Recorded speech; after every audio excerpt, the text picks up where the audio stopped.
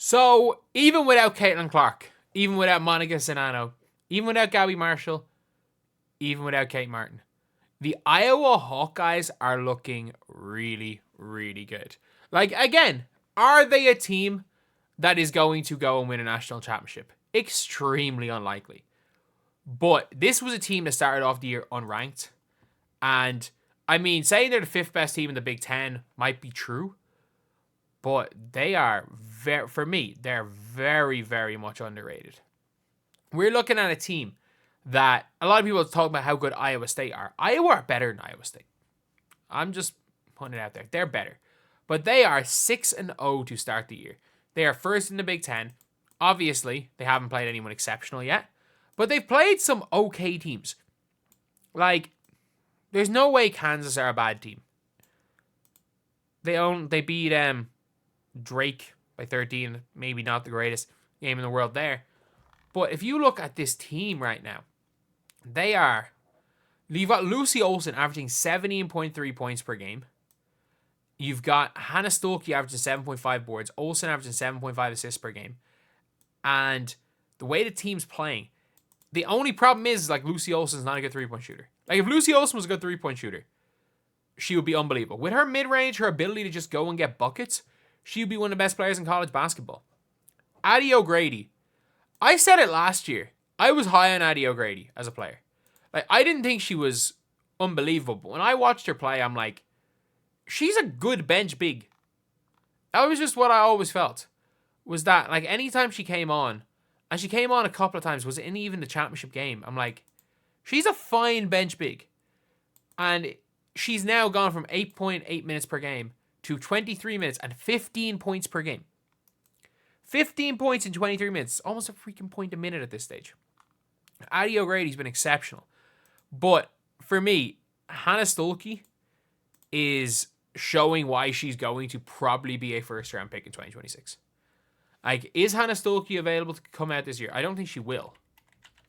I don't think she is. No, Hannah Stuelke is 2003. So she's... Oh, sorry, she is.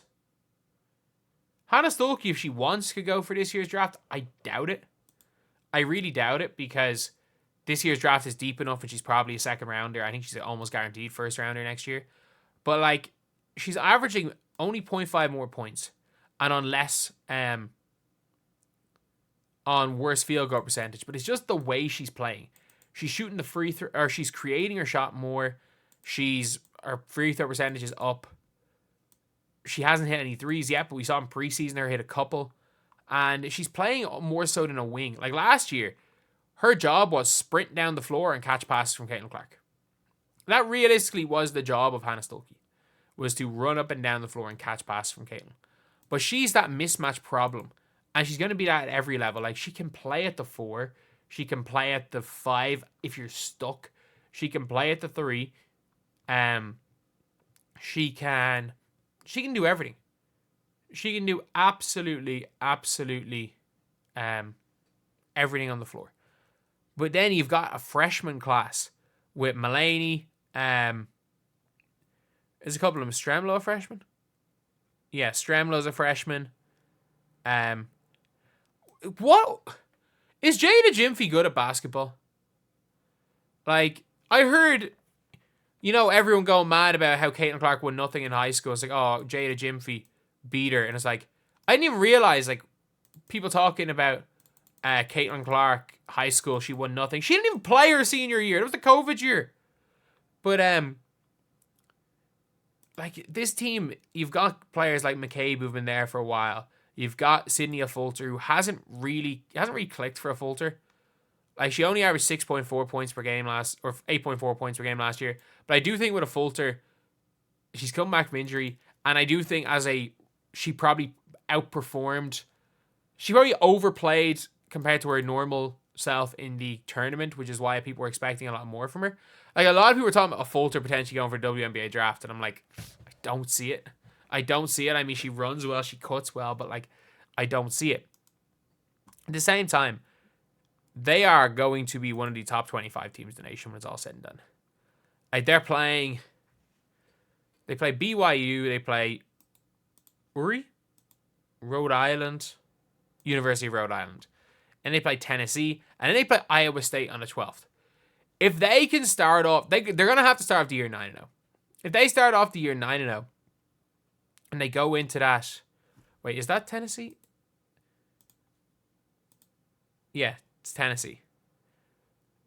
Tennessee are 4-0. Tennessee are okay, aren't they?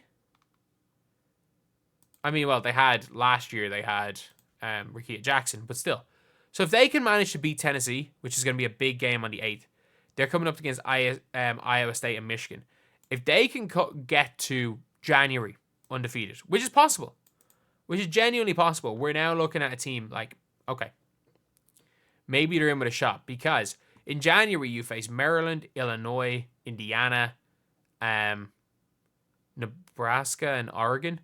All these teams are good. And then a couple of games later you face USC. Then you face NEB, Nebraska. Oh, Nebraska again.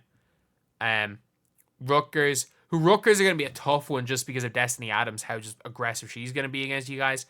Then UCLA, Ohio State, UCLA. So it's not the easiest schedule, but not hard. Like, not the hardest schedule, but not the easiest one either. But like, if you're Iowa, if you can go and lose 6 games maybe throughout the year, you're doing well.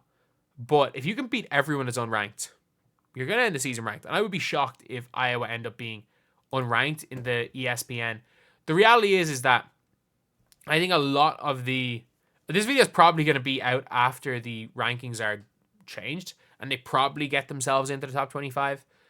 But I think people really underestimated how good this team was.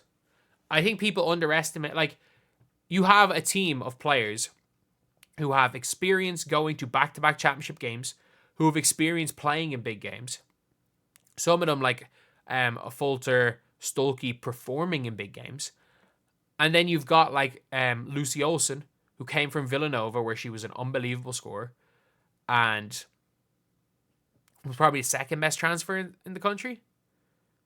I'm trying to think were there many better transfers. I mean, Van Lith was a bigger transfer. She was one of the biggest transfers in the country. And you've got a bunch of other players who, again, they have experience and an elite freshman class. Like, yeah, they're not out here getting a bunch of 5 stars, but they're getting good 4 stars every year. And what has started realistically from Meg Gustafson as an upturn in Iowa basketball with Lisa Bluter, with Meg Gustafson, and then following on from that, Caitlin Clark, Kate Martin, Gabby Marshall, Zanano, is now looking like Iowa could end up being like a legit team, especially if they end up having a good year this year. If Jan Jensen looks to be a good coach, I can see Iowa really being a place people want to go in the future.